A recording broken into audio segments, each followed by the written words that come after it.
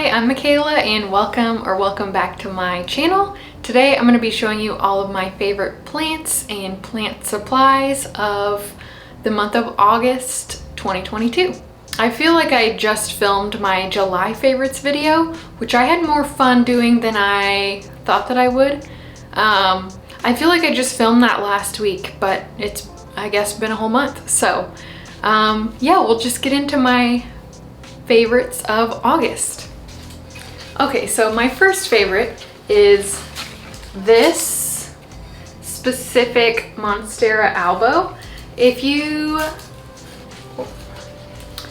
been around my channel for a spell, you might have watched me cut up my Monstera Elbow and repot it last fall. I think it was probably about a year ago actually, but this was the top cutting, and this was one I had intended the whole time to keep for myself, and I did, and it just did not take off the way I wanted it to. It took it a long time to start growing, but all of a sudden, just in the last couple of months, it has really taken off. And I moved this plant into my living room, so it sits right under my TV on the little console that we have, and I actually rearranged that in a video if you watched that. But I just love looking at it, and I walk by it all the time, and I'm able to watch it grow. I will say that a lot of browning has happened over there. I did have it in front of an east-facing window, and it did not have any browning hardly at all. So I'm trying to decide if I want to keep it there, because I'm really enjoying it there, but I don't know that it is enjoying it as much as I am. The browning's mostly happening like on the lower leaves, and I can't remember if that was already there or not. I'll have to look back at the video or something, but I just don't remember. But other than that, I'm just really enjoying that there. This is a plant that is really hyped, but I would say is definitely not overrated at all. It is just a stunning plant, really. Like, how cool. The word that's coming to mind is iconic, which that's not really a word that I use, but look. And I really like the pot that it's in too. It looks really good with my blue walls. I think I got this from Target, and I think this plant is gonna need a repot soon, and I'm thinking I may want to pot it back with the mother plant, which is about the same size as the mother plant at this point, but I just can't decide. So I'm gonna just keep watering it every couple of days, and we'll see how it goes. Okay, my next favorite were these little Walmart clearance finds. They are just little plastic cups that I have been using for plant vessels. I got these off of the clearance section, and I think they were like $1 a piece. And they fit pretty well on the shelves on my wire grid. They are kind of a funny size for plants, so like a 4-inch pot won't fit down in here.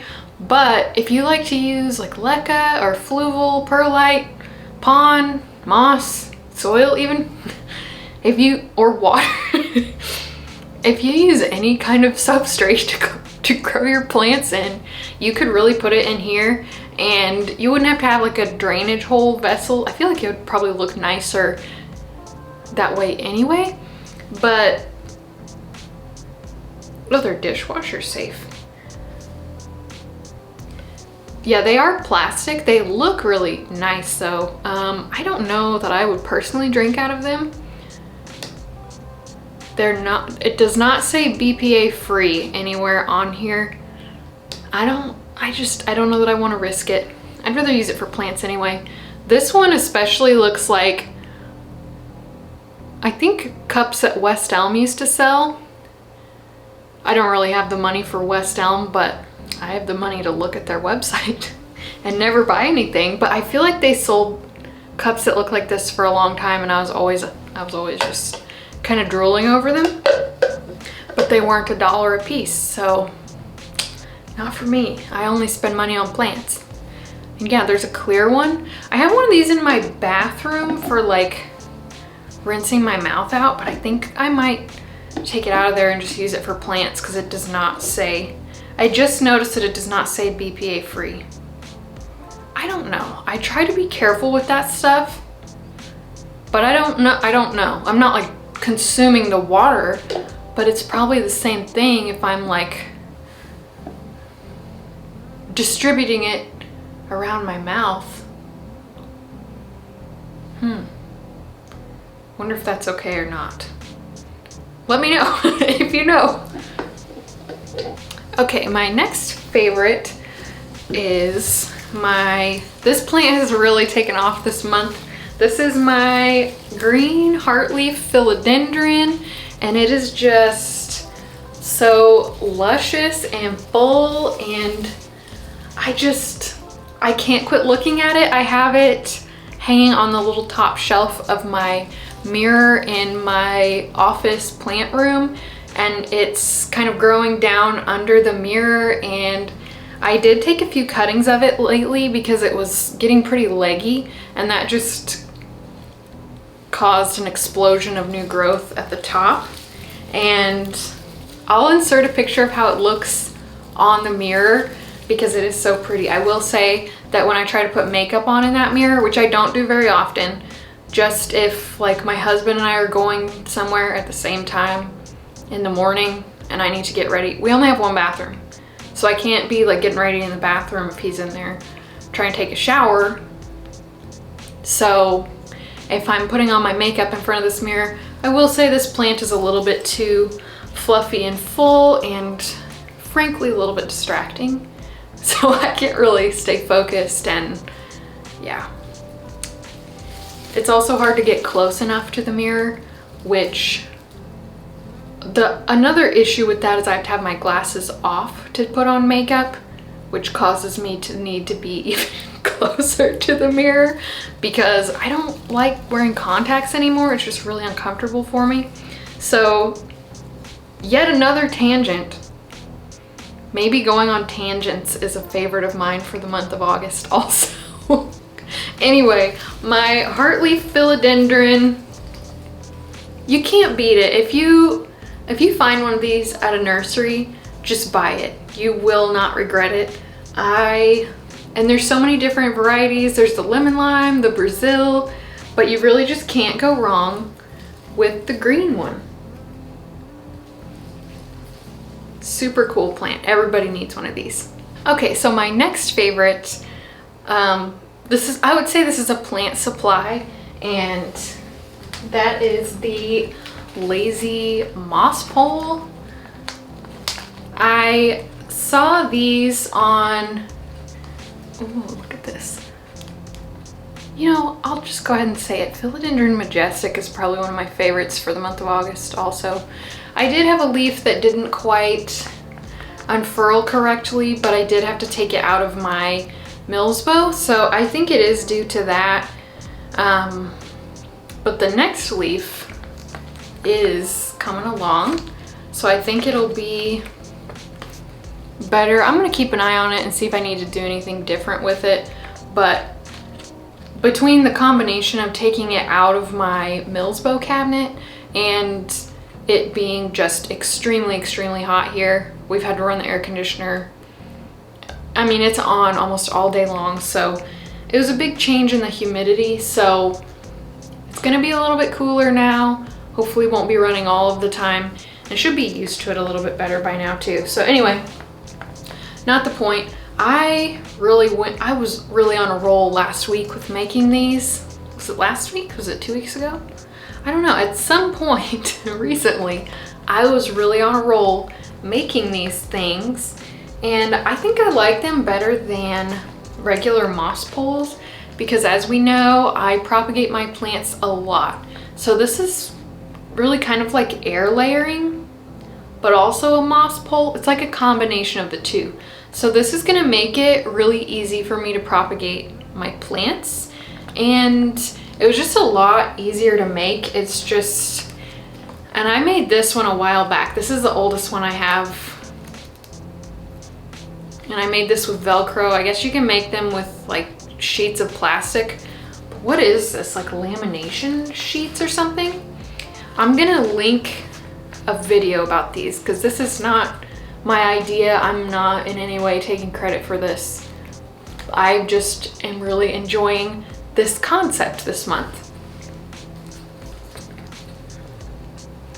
So yeah, you can kind of see the reason I showed you that one is because it's the easiest to get to, but I made like 5 or 6. There are a few in my greenhouse cabinet. I don't know if you can see the one my fibrosum is on up there, but yeah, good idea for moss pole making. There are so many different ways to make moss poles, and I think that's gonna be my new favorite. Okay, my next favorite, I showed this in a video that may come out after this. Yeah, it'll be out after this, but this is my Monstera Standaliana, and I did just water this, so it's a little bit curled up right now. Yeah, but she did get some water. She'll be all right. But I'm just really enjoying this plant. I feel like this is a really underrated plant. This one does not have a ton of variegation, but I like it. I still like it. This used to live out in my greenhouse, but I've since moved it back inside just because this is not a plant that I have a lot of luck propagating. And when I have propagated it, it doesn't sell very quickly. So it's just kind of not worth it so much for me. So I decided, since I love it so much, this is just gonna be my plant. Ooh, look at this leaf. But I don't know what it is about this one, but I love it. I think it does probably need to grow up a pole, if I had to guess. I may move this to one of the lazy poles or extend this one, but I know these are pretty prone to getting runners if you don't have them growing up a pole or in greenhouse conditions. So something to keep in mind if you are looking to get one of these plants, but I would definitely recommend them. I think they're really pretty. This angle is not flattering for this plant, but you'll just have to take my word for it. It's a very cool plant. Okay, my next favorite, this is a non-plant supply, are these little plastic nesting bowls from IKEA. I kind of got these as an impulse buy whenever I bought my Mills bow, because I had like this really fun, brightly colored set of bowls from At Home, but one, they're mostly strainers, so like the sizing was just kind of in between and awkward, and I had stolen some stainless steel bowls from our kitchen, and I just found myself needing them a lot lately, so I'm like, okay, I need to just get some bowls. And I like these because there is a wide range of sizes, they are fun colors, so they'll look nice in videos, and I don't like to eat out of plastic, so I wouldn't use these in my kitchen, so I won't be like stealing stuff from my kitchen to use for my plants and vice versa, which I don't really want to be doing anyway. So yeah, these bowls were, I think they were on sale for back to school whenever I got them, but they were pretty affordable for all these different sizes. Okay, another plant supply is this plant stand I got for my Philodendron gloriosum. I got this at Home. This area right here was just looking pretty awkward. I did have a little white wicker plant stand, which I still have and love and am going to keep using, but it just didn't look very good in this corner.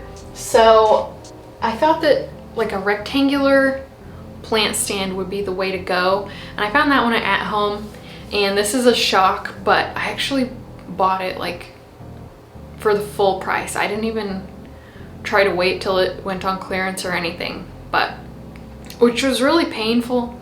I don't like to do that at all, but I did because it was just the exact right size, and I knew I would regret it if I didn't, because it would probably just not be there if I waited for it to go on sale, if it even went on sale, because it wasn't on sale with their end of summer planter clearance. So I decided to just go ahead and do it. It's from At Home, like it wasn't anything crazy expensive, but I'll show you a better view of it also. But it fits my little rectangle planter from Target almost perfectly. So yeah, Gloriosum is living the high life now. Also, the way it was balanced on the other stand was just pretty haphazardly, and I knew our little mischievous friend May was probably gonna end up knocking it over, and my Gloriosum is one of my favorite plants, so that would really upset me. So I just went ahead and got a good plant stand that I knew I liked and I knew fit in my space, and that was that. I think it was like $40, so it wasn't insanely expensive, but if you know me, I don't like to spend more than $20 at a time if I can avoid it, especially if it's not on a plant. So anyway, whole other tangent. Okay, my next favorite is my Philodendron Mexicano, and this is not my mother plant. I tried to sell this one, then it got too big to sell, so I was gonna cut it up, but then I haven't yet. But I just love Philodendron Mexicanum. I think that they're really underrated. I mean, look at these lobes and just this long narrow leaf, and the petioles and the backs of the leaves are kind of a purpley type of color. I just think this is a really underrated plant. I know this is no Spirit of Sancti, Billietier, whatever, but I think this will give you the same look for a lot cheaper. And not only that, but it's so easy to take care of. It does not give me any trouble. These lower leaves are kind of dying off, but you can tell that it just has matured really quickly. And I've grown, this one is growing in my greenhouse right now, but I have grown these in my house and they did really well. So they don't need greenhouse conditions. I feel like it's a plant that looks really fancy. It really makes a statement, but it doesn't have a statement price tag, you know? So I love these. I know I don't know, they're not very popular, and I just don't understand. I'm never gonna understand. I'm just gonna file that under things that I will never understand. Because what else can I say about this plant? I mean, these lobes, they're just so tall. They're like, what could I even compare them to?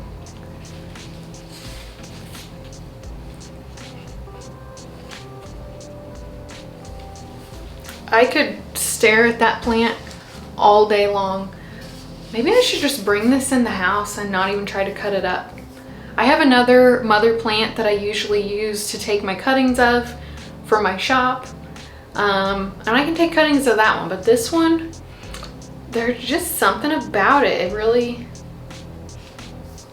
I don't know, there's just something about it.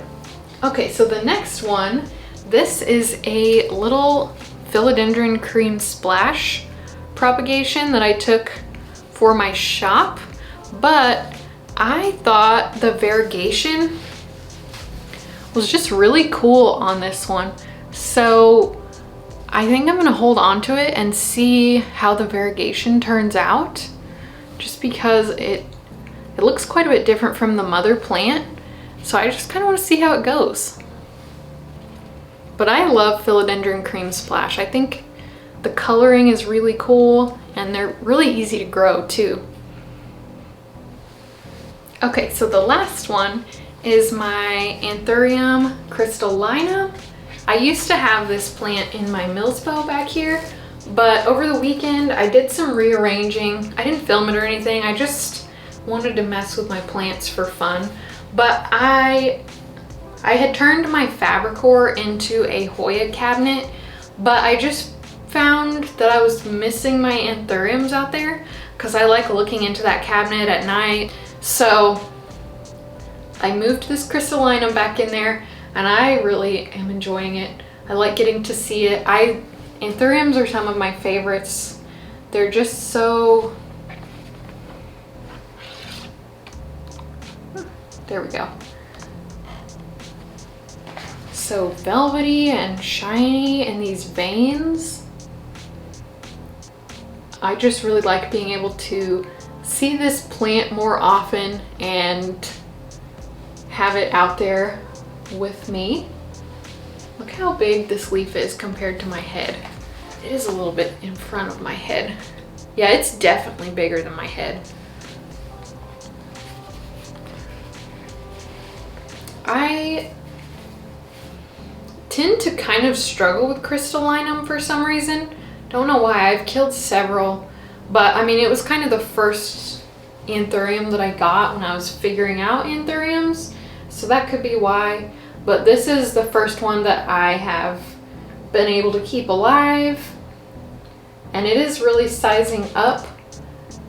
I think I've maybe had this for about a year and a half maybe. Haven't had this for a super long time, but it's really sizing up. So it may be having to move out to the greenhouse soon, but it's just so beautiful. Okay, so that is it for my August 2022 favorites. Thank you so much for watching. I hope you enjoyed it. If you did, please like and subscribe and follow me on Instagram at Queen City Tropicals. And I will see you again soon.